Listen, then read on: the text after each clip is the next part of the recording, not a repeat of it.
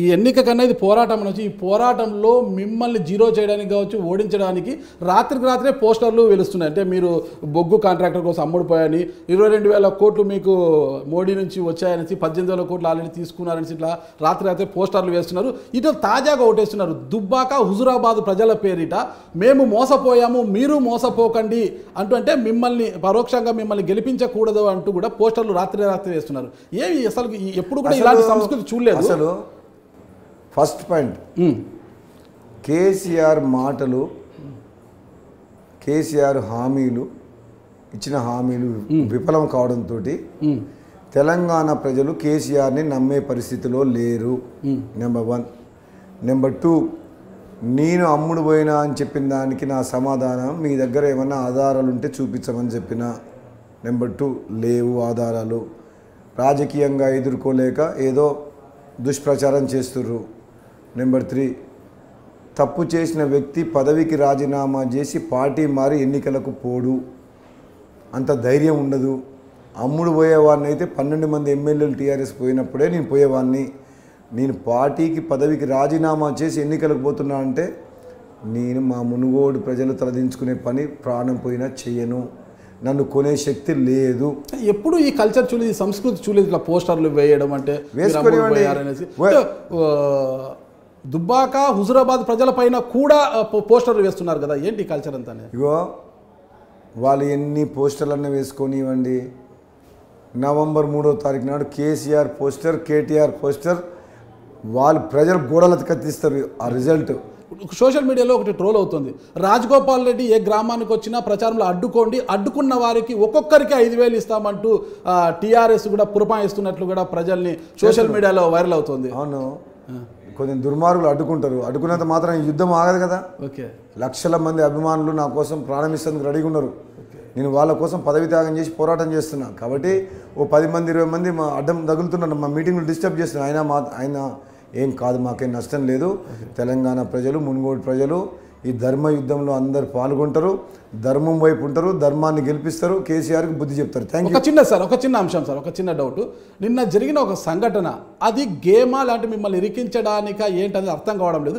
కలిమెడ check post దగ్గర, అంటే హుజూరాబాద్ ఈటల రాజేంద్ర గారు మీకోసం అంటూ ₹1,00,00,000 పంపిస్తుంటే వెహికల్ని పట్టుకున్నారు. అదంతా కూడా చాలా ప్లాన్డ్గా ఉంది, ఫ్రీగా పెట్టారు అట్లా ₹1,00,00,000. అక్కడే అతన్ని చూపిస్తూ పోలీసులు అక్కడ పట్టుకోవడం జరిగింది.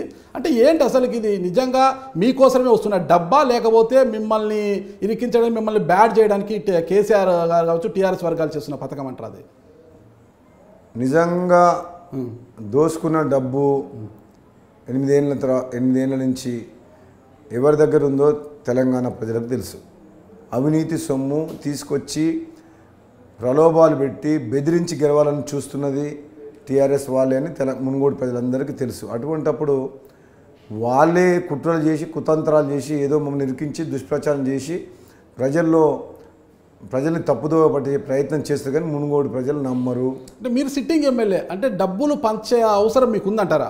అవసరం లేదు. ఎందుకు? నేను పదవి త్యాగం చేసిన. మీరు సిట్టింగ్ ఎమ్మెల్యే సిట్టింగ్ ఇక్కడ. నాకు ఎమ్మెల్యే పదవి కోసం కాదు కదా, నేను పదవి త్యాగం చేసి ఎన్నికలకు పోతున్న ప్రజల కోసం ఈ ప్రజల్ని అవమానించిన మునుగోడు ప్రజలు అని చెప్పేసి నాకు డబ్బు ఖర్చు పెట్టాల్సిన అవసరం. నా వెనకాల ప్రజలు ఉన్నారు, వాళ్ళ కోసం నా రాజీనామా.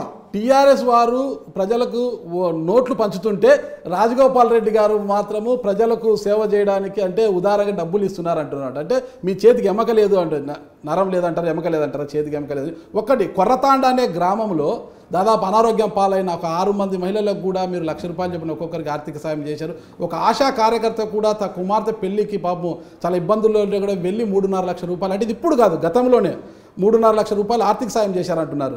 మరి చాలామంది నాగరాజు గారు గత 13 సంవత్సరాలుగా ఎంపీగా, ఎమ్మెల్సీగా, ఎమ్మెల్యేగా 13 సంవత్సరాల్లో కొన్ని వేల కుటుంబాలని మానవత్వంతో, నేను కష్టపడి సంపాదించిన సొమ్ముతోటి, మా మదర్ పేరు మీద ఉన్న ఫౌండేషన్ తోటి చాలా కోట్ల రూపాయలు పెట్టి ప్రాణాలను బతికించడం కానీ, భర్త కోల్పోయిన పేద మహిళలకు సాయం చేస్తారు కానీ చాలా చేసిన, అది మానవత్వంతో చేసిన పని. ఇదేమో ఒక కుటుంబ పాలనకు వ్యతిరేకంగా చేస్తున్న పోరాటం. కాబట్టి ఈ పోరాటంలో మునుగోడు ప్రజలతో పాటు తెలంగాణ ప్రజలందరూ కూడా దీంట్లో పాల్గొంటారు. తప్పకుండా కేసీఆర్ని గద్దెదింపు. ఈ యుద్ధంలో కేసీఆర్ని ఓడించడానికి మీ దగ్గర సరిపడా అస్త్రాలు ఉన్నాయా? మా ప్రజలే మాకు అస్త్రాలండి. ఓకే, మాకే డబ్బు అవసరం ఒక సైన్యంలో వస్తున్నారు వాళ్ళు, ఒక దండులా కథలు వస్తున్నారు. ఎంతమంత కౌరవ సైన్యం వచ్చినా సరే మా మునుగోడు ప్రజలు ఈసారి ఆలోచించి తప్పకుండా వాళ్ళ భవిష్యత్తుకు సంబంధించిన ఎన్నిక ఇది.